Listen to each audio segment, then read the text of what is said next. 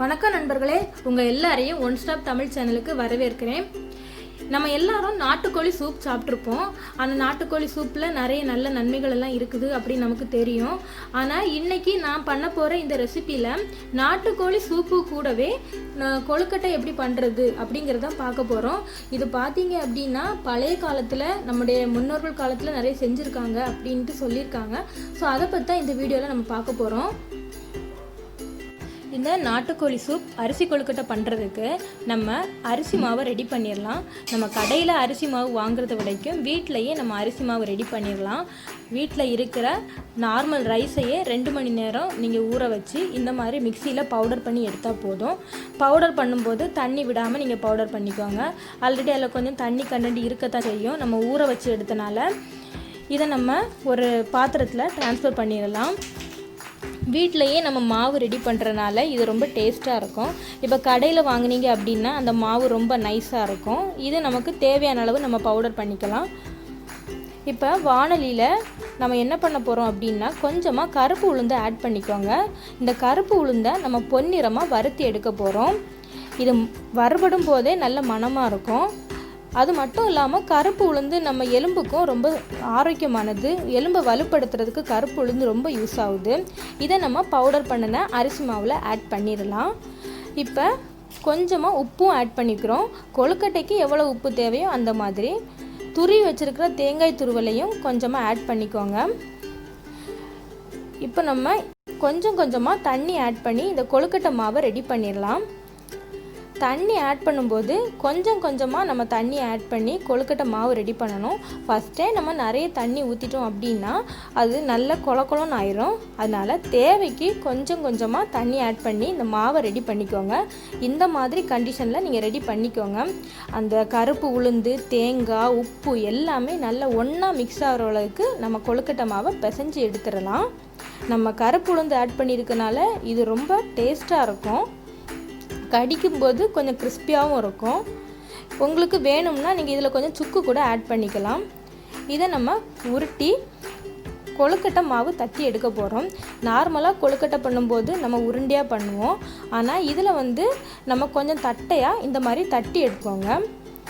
வடைக்கெல்லாம் தட்டுற மாதிரி இந்த மாதிரி தட்டி எடுத்து வச்சுக்கோங்க.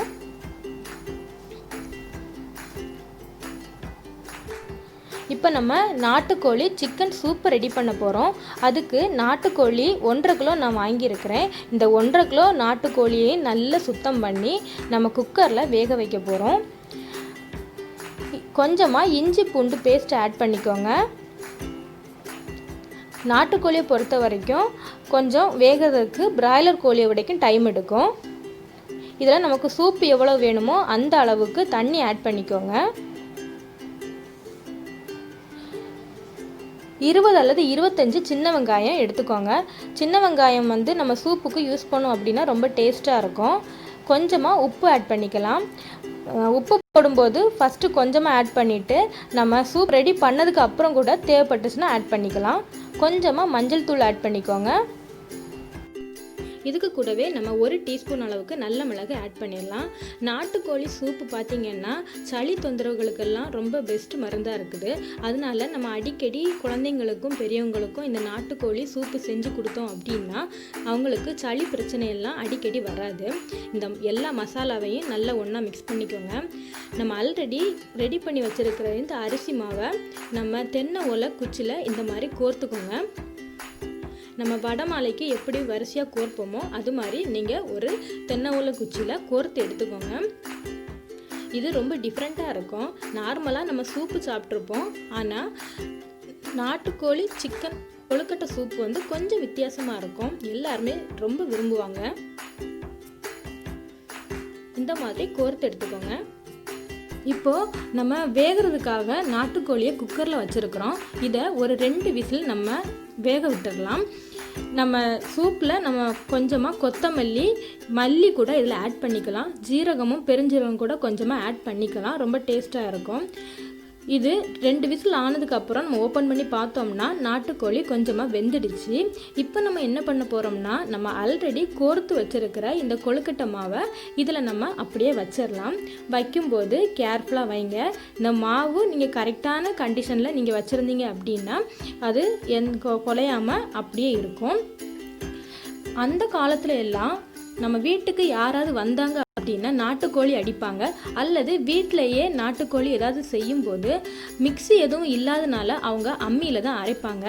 அம்மியில் அரைச்சி நம்ம குழம்பு செய்யும்போது அவங்களுக்கு டைம் ஆயிரும். அதனால குழந்தைங்க ரொம்ப பசியோடு இருப்பாங்க. அதுக்காக என்ன பண்ணுவாங்கன்னா, இந்த மாதிரி சிக்கனை வேக வைக்கும் போதே இந்த கொழுக்கட்டையும் அது கூட வேக வச்சு குழந்தைங்களுக்கு கொடுத்துருவாங்களாம். அப்போ குழந்தைங்களுக்கு கொஞ்ச நேரம் பசி தாங்கும் அப்படிங்கிறதுக்காக இந்த மாதிரி செய்வாங்க. அதுக்கு அப்புறம் அவங்க சாதம் வச்சு குழம்பு வச்சு குழந்தைங்களுக்கு சாப்பாடு கொடுப்பாங்க அப்படின்னு சொல்லுவாங்க. இப்போ 2 விசில் ஆகி நம்ம சிக்கன் வெந்துடுச்சு. இதை நம்ம ஓப்பன் பண்ணி பார்க்கலாம்.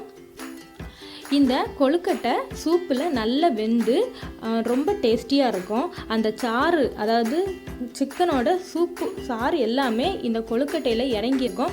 நம்ம நார்மலாக கொழுக்கட்டை சாப்பிட்றத விடைக்கும் இது சிக்கனில் இது வெந்திருக்கனால இன்னும் டேஸ்ட் வித்தியாசமாக இருக்கும். இதை நம்ம ஒரு பாத்திரத்துக்கு மாற்றிடலாம். இதை எடுக்கும்போது கொஞ்சம் கவனமாக எடுத்து நம்ம தட்டில் வைக்கலாம்.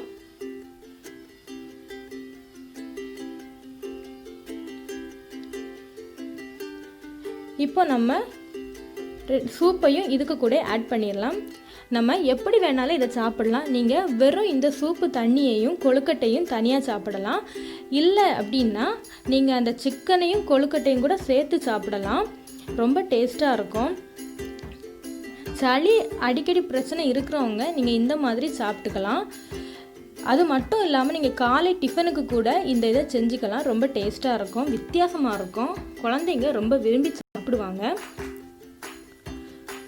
உங்களுக்கு எங்க சேனல் பிடிச்சிருந்துச்சுன்னா லைக் பண்ணுங்க, ஷேர் பண்ணுங்க, சப்ஸ்கிரைப் பண்ணுங்க, மறக்காம பெல் பட்டனை கிளிக் பண்ணுங்க. தேங்க்யூ.